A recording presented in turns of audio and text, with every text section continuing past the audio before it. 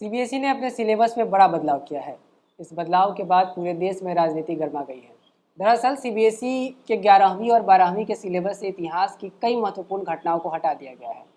गुट निरपेक्ष आंदोलन, शीत युद्ध के दौर, अफ्रीकी एशियाई क्षेत्रों में इस्लामी साम्राज्य के उदय, मुगल दरबारों के इतिहास और औद्योगिक क्रांति से संबंधित पाठों को हटा दिया गया है। 10वीं कक्षा के सामाजिक विज्ञान पाठ्यक्रम से खाद्य सुरक्षा पाठ से कृषि पर वैश्वीकरण के प्रभाव विषय को भी हटा दिया गया है। धर्म, सांप्रदायिकता और राजनीति इस खंड से फैज़ अहमद फैज़ के 2 उर्दू कविताओं के अनुवादों के अंशों को भी हटा दिया गया है। सबसे महत्वपूर्ण लोकतंत्र और विविधता के अध्यायों को भी पाठ्यक्रम से बाहर कर दिया गया है। बिहार में एनडीए की 2 प्रमुख पार्टियां इस विषय पर अब आमने सामने हैं। शिक्षा मंत्री विजय कुमार चौधरी ने इस बदलाव का विरोध किया है। आज के एपिसोड में चर्चा करेंगे कि उन विषयों में आखिर पढ़ाया क्या जाता है जिसे सरकार ने अब सिलेबस से बाहर कर दिया है। नमस्कार, मेरा नाम है रवि सुमन और आप देख रहे हैं द एक्टिविस्ट। डेमोक्रेसी, जिसे हिंदी में लोकतंत्र कहते हैं, आसान भाषा में कहें तो लोकतंत्र में जनता अपना नेता खुद चुनती है। शासन करने की कई अन्य प्रक्रियाएं भी हैं, जैसे राजतंत्र, तानाशाही, सैन्य शासन। इन सभी पद्धतियों में लोकतंत्र को सबसे बेहतर माना गया है, क्योंकि लोकतंत्र में जनता हर 5 साल पर नेताओं से उनके काम का हिसाब मांग सकती है और हर 5 साल पर चाहे तो नेता बदल सकती है। अब सोचिए कि इस पाठ को पाठ्यक्रम से हटाने का क्या मतलब हो सकता है। क्या आने वाली पीढ़ियों को लोकतंत्र के ज्ञान से वंचित रखने का प्रयास किया जा रहा है? यहाँ गौर करने वाली बात यह भी है कि लोकतंत्र की नींव होती है संविधान। संविधान यानी कि एक किताब जिसमें हमारे आपके अधिकार लिखे गए हैं।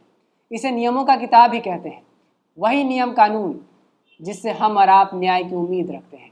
देश भर में दलित, पिछड़े, अति पिछड़े, जनजाति, आदिवासी, अल्पसंख्यक आदि समुदायों को समाज के मुख्य धारा से जोड़ने के लिए बाबा साहब भीमराव अम्बेडकर ने संविधान में कई प्रावधान किए हैं।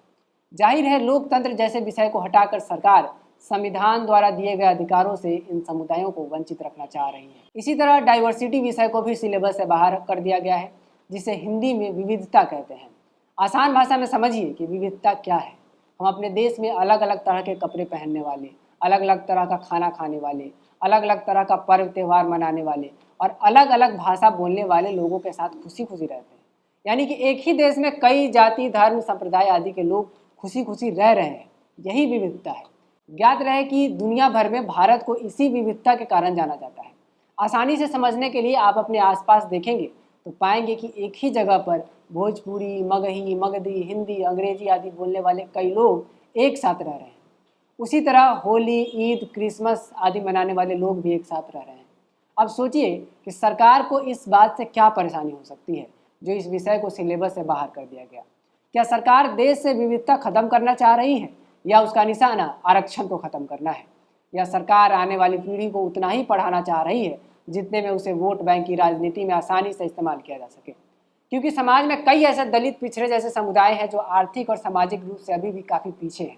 इन समुदायों के उत्थान के लिए संविधान में आरक्षण जैसा प्रावधान है। इतना ही नहीं, सरकार ने सिलेबस में बदलाव करके अभिव्यक्ति की आज़ादी के ज्ञान को भी सीमित करने का प्रयास किया है। 2020 में आईआईटी कानपुर में एक कविता पर बहस शुरू हो गई थी।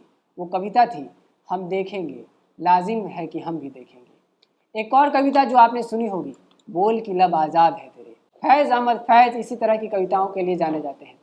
उन्होंने अपनी कविताओं में सत्ता से सवाल पूछने और अभिव्यक्ति की स्वतंत्रता जैसे विषय पर जोर दिया है। सरकार ने उनकी कविता के अनुवादित अंश को भी हटा दिया है। इतिहास में पीछे जाएंगे तो पाएंगे कि तानाशाहों ने अक्सर ही ऐसा किया है। सत्ता में बने रहने के लिए उन्होंने इतिहास बदलने की कोशिश की है। सबसे बेहतर उदाहरण हिटलर का है। हिटलर ने स्कूलों में वही पढ़वाने की कोशिश की थी जिससे जनता में उसका महिमा मंडन हो सके। दुनिया के कई भागों में बाहर से आए शासकों ने इस रणनीति को अपनाया था। अब सोचने वाली बात है कि सरकार संविधान, आरक्षण और अभिव्यक्ति की स्वतंत्रता जैसे विषयों पर ज्ञान को सीमित कर आखिर क्या करना चाहती है। कहीं आने वाली पीढ़ी को सवाल करने के अधिकार, आरक्षण आदि के अधिकार से वंचित रखने का प्रयास तो नहीं हो रहा है। इससे भी बड़ी बात ये कि विविधता जैसे विषय को सीमित करके कहीं सरकार देश में एकरूपता लाने का प्रयास तो नहीं कर रही है। बहरहाल, इस विषय पर बिहार के शिक्षा मंत्री विजय कुमार चौधरी ने अपनी प्रतिक्रिया दी है। आप जैसा बता रहे हैं या जैसा समाचारों में आ रहा है कि जैसे मुगल शासनकाल को या फिर गुट निरपेक्ष आंदोलन को जो पाठ्यक्रम से बाहर किया गया है, मेरी समझ से इसका कोई औचित्य नहीं प्रतीत होता है। उन्होंने कहा कि इतिहास के साथ इस तरह के छेड़छाड़ का कोई औचित्य नहीं है। इस पूरे विषय पर आपकी क्या प्रतिक्रिया है, कमेंट बॉक्स में लिखकर बताइए। यूट्यूब पर हैं तो चैनल को सब्सक्राइब कर लीजिए, फेसबुक पर हैं तो पेज को फॉलो कर लीजिए। आज के एपिसोड में बस इतना ही। देखते रहिए दैट ट्विस्ट।